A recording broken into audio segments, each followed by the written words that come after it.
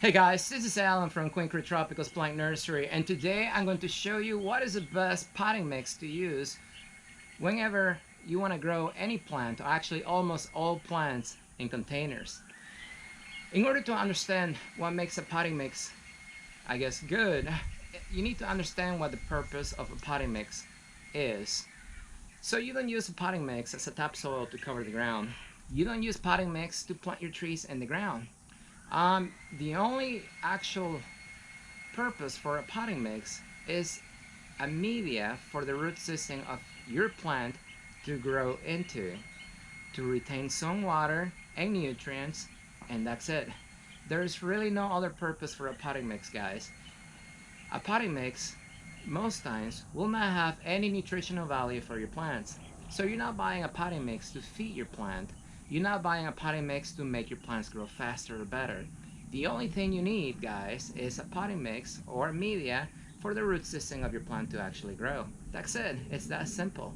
A lot of people overcomplicate things, and that's when you get confused and you usually purchase the wrong thing. Now, before we start, guys, remember, a potting mix job is only to hold the root system of your plant and retain some water. So in my experience, what makes a good potting mix good? And that is drainage, guys. How fast does a potting mix actually drain the water? The main thing you need to actually understand when purchasing any potting mix out there is how fast it drains the water. You're looking, I developed a rule that I follow personally. And if you want to be successful choosing a potting mix, you need to follow it as well. I call it a 30-second rule. That is, you fill up the container all the way to the top with water. I'm about to show you. And you let it drain through the middle. And you see how long that water takes to drain. If it drains through the middle of that container within 30 seconds, that is a good potting mix, and that potting mix will work with 99% of the plants out there. That's it, guys. It's that simple. Now, the potting mix that we use here at the nursery, I'll show you. The potting mix that we use right here, guys, it's very simple. I did not reinvent the wheel. I literally copy what the wholesalers use. Now, the main ingredient of my potting mix is usually bark. Some type of bark. Now this right here, guys, this is pine bark right here. And that makes up most of my potting mix because this is cheap. I go through probably about 200 yards a year of potting mix, and it gets expensive when you actually use a lot of it. So for me to actually keep it on the cheaper side, it's a lot easier for me to mix it myself, buy the main ingredients and then mix it myself with my mixer right here. This mixer right here has probably seen at least, I would say, 500 yards of potting mix mixed inside it. But anyway, so pine bark is the main ingredient. Then the next thing that I use, guys, is perlite. I do not use perlite for drainage. A lot of people think perlite is for drainage. I use perlite for compaction prevention. What that means is it prevents the soil from compacting too much, and when your soil compacts, it will prevent drainage. It doesn't matter how fast it's supposed to drain the water. If it's compacted down, it will not drain the water. So perlite, as you can see in my potting mix, it prevents the potting mix from compacting too much over time, and also it allows the air in the potting mix. And I'll explain to you why oxygen inside your potting mix or in the soil is very important for your plants. Now, the third ingredient in my potting mix, guys, that is peat moss. A lot of people think they use peat moss for water retention. I use it for the opposite. The more peat moss I put in my potting mix, the faster the water drains. Peat moss in my area, guys, once it actually dries, it will repel the water. It becomes hydrophobic. And I hate peat moss, but I need it in my potting mix. I don't like my potting mix to have too much peat moss, because then when it dries, and that happens here every single day, several times a day, it will repel the water. And if you hang water, that is the worst potting mix you can have, because it will fool you. It will make you think that you water your plant, because only the first few inches of the surface of the soil will actually get wet, but most of the bottom will actually remain dry unless you water very slowly. And then you go away for a few hours, you come back and your plant's wilted and dead because it dried out and died from the sun and the heat, and you think, oh my God, what's going on? I just watered it and there's no way it died. but that has happened to me many times. So I use peat moss mainly to increase drainage in my potting mix.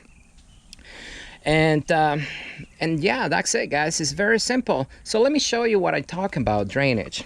The 30-second rule, guys. Let me get my water right here. So what I mean by this 30-second rule, guys, is you're gonna fill up your container with water all the way to the top if you're able to. If your potting mix drains the water really quickly, you will not be able to actually fill it up all the way to the top, because your potting mix will actually drain the water very quickly, faster than you can actually fill it up. I got my water full blast right now, and you can see it will not actually retain the water on the surface. This is my potting mix right here, guys, and this is what I mean by the 30-second rule. Now, my potting mix drains the water very quickly. Usually, you can see, let me show you, let me stop watering. 1, 2, 3, not even 5 seconds, guys. It drains very quickly, and that's what I like in a good potting mix. It drains the water, but also it retains the water. Not 100%, because you don't want 100% retention, but it does retain the water long enough for me to water my plants and my plants to be happy. How can you tell if your potting mix actually is holding water? Well, the first thing you do is you pick up the plant and you gauge and see how heavy it is before you water. Then you water, and then you pick it up again, and if it's substantially heavier, then that means it's retaining water. Most of the weight in this container, I would say 85% of the weight in this container is going to be water weight. As this dries, it will become a lot lighter. Now, this right here, guys, is my native soil. My native soil, it's clay, and clay, it's a bunch of salts bonded together. And salt particles are very tiny, and when they bond together, they don't allow the water to drain. So let me show you what happens when I try to water this container.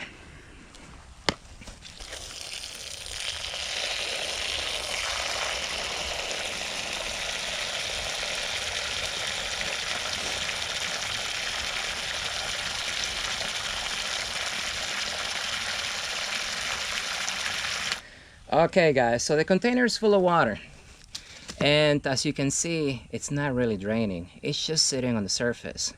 Now, that is not a good sign, or it's just not good for a potting mix. And the main reason for that is, for one, there's no way you're gonna sit here and water this plant slow enough for you to allow the water to fully soak the container. Now, if you actually do, let's say you have your plants on automatic watering, and let's say you water slow enough to allow this actual soil to soak up the water, then that potting mix is just gonna stay too wet for too long, because what's gonna happen is it's gonna allow the water through, but then it's gonna start contracting like this. And what that does, it prevents the water from evaporating outside the container. So it will actually stay wet a lot longer than this one. Now, let's say you have roots growing inside this dirt, and the soil is wet, it's not allowing the water to evaporate out, it's compacted. So anytime that you have water in your soil, guys, there is no oxygen in there. Do you know that the root system of 99% of plants out there, they breathe in oxygen through their root system? Every time that you water, the water displaces the oxygen away from the root ball. So you're actually drowning your plant. When you overwater your plant, guys, it's not the water that kills them, it's a lack of oxygen. And that is why it takes a long time to overwater your plants, because it takes a long time to drown your plants. Plants are adapted to actually take some drowning.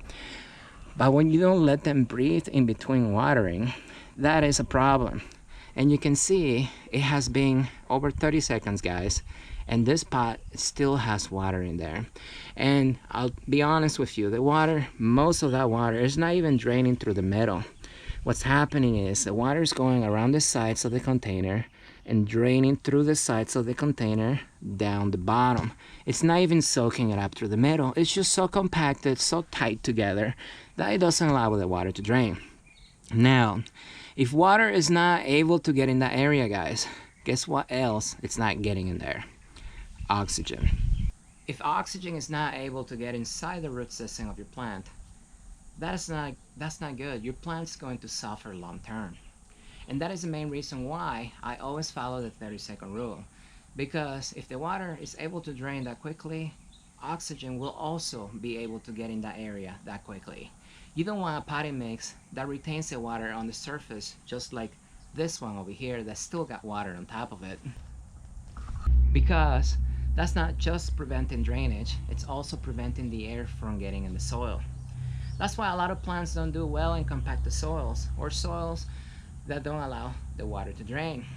And that's why I never recommend you to use your native soil in the ground and put it in a container and try to grow your plant in it, because your plant is not going to do well long term. Now, there are some plants out there that grow so fast, they're so easy, so vigorous, that they don't really care what actual soil you use. Here, out of the hundreds and hundreds of plants that we have at our nursery, and you know we specialize mainly in tropical fruit trees, the main plants that we can literally use any type of soil and they don't really care because they grow so fast are usually guava plants, mulberry trees, figs, bamboo plants. Those plants usually they don't really care, and the reason they don't is because they grow so fast and so vigorously that they usually will become root bound and root that container faster than they can actually drown from the lack of oxygen. So some plants are very easy to grow, and some plants are not really that picky with the potting mix that you use. And that is the main reason why some people are successful growing plants in native soil.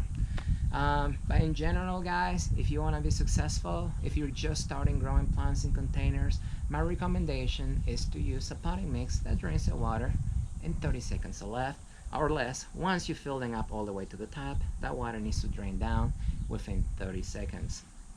Now, do you need anything else in a potting mix? In my opinion, no, you don't, guys. There's so much misinformation out there that it makes it so hard for somebody just starting to understand how to take care of the plants, and that's the main reason why a lot of plants die.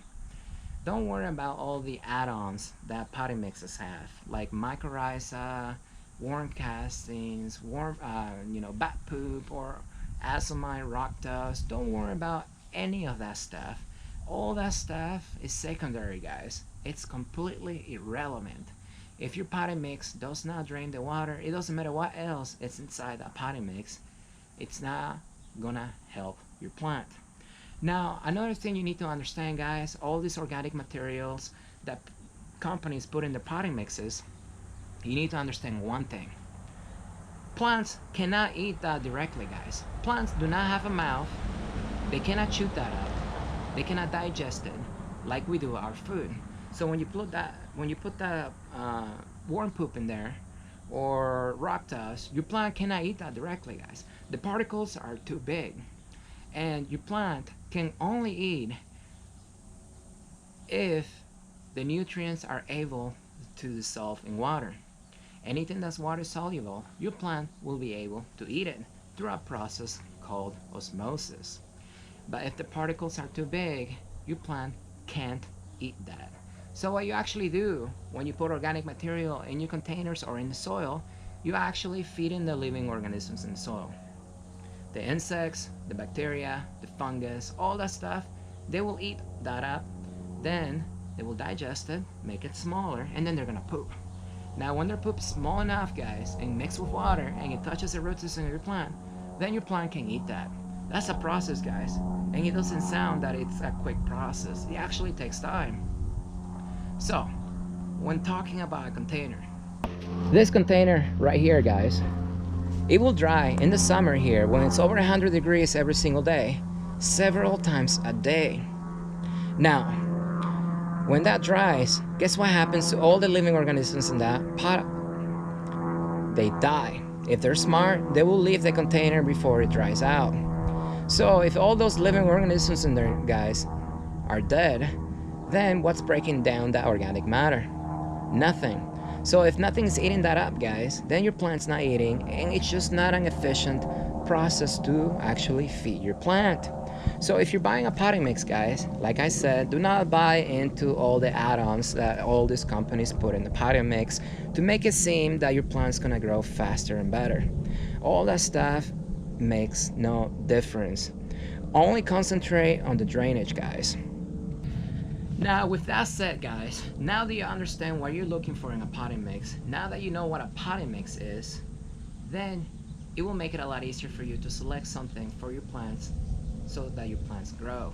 The potting mix that we use here at our nursery works on 99% of our plants. We use it on mango trees, star fruits, sapotes, guava plants, figs, mulberry trees, banana plants. We even use it on house plants. We use it on succulents. We use it on everything. And you know why it works on everything? Because it drains the water in less than 30 seconds. Drainage is extremely important, guys.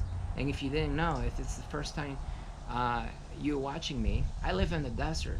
Our temperatures here are extreme in the summer. A lot hotter than most people in the United States. And you would think that I will require, or I will actually need a potting mix that holds more water. No, even here in the desert, guys, I need drainage. So, if you live in Arizona or close by, there are some brands that I recommend personally that I have used in the past. That is Fox Farm Potting Mix, Pro Mix, Happy Frog, Cactus Mix, and there are some other off-name brands out there that drain the water very quickly. And one thing you're gonna notice, guys, is if you purchase any of those potting mixes, open the bag and look at it and see how similar it looks to my potting mix right here. Now, if I wet this, it will turn darker, so it will turn almost black, just because it's gonna be wet. But just look at mine and look at theirs. It's gonna be extremely similar. And you know why? All those brands, they know what works, guys. And all those brands, their main ingredient, it's always going to be some type of bark. Why bark? Because bark takes longer to break down. Bark drains the water also very quickly. And it's a good it gives your plant a good physical support, so when it grows, then it's not going to tip over, because when you wet this, it will get heavy. And that is the main reason why all these brands look very similar, because all of them will have some type of bark. Now, with that said, guys, if you're looking for a potting mix, don't get confused. You know exactly what you're looking for now. And hopefully this helps you out, especially if you're just starting. There are no special potting mixes out there, so do not buy into that sales gimmick.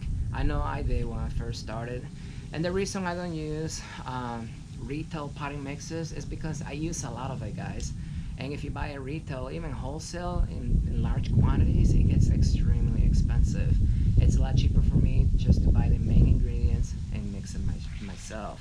But now you know the purpose of the potting mix. Now, can you grow plants in 100% compost? Yeah, a lot of plants will actually grow.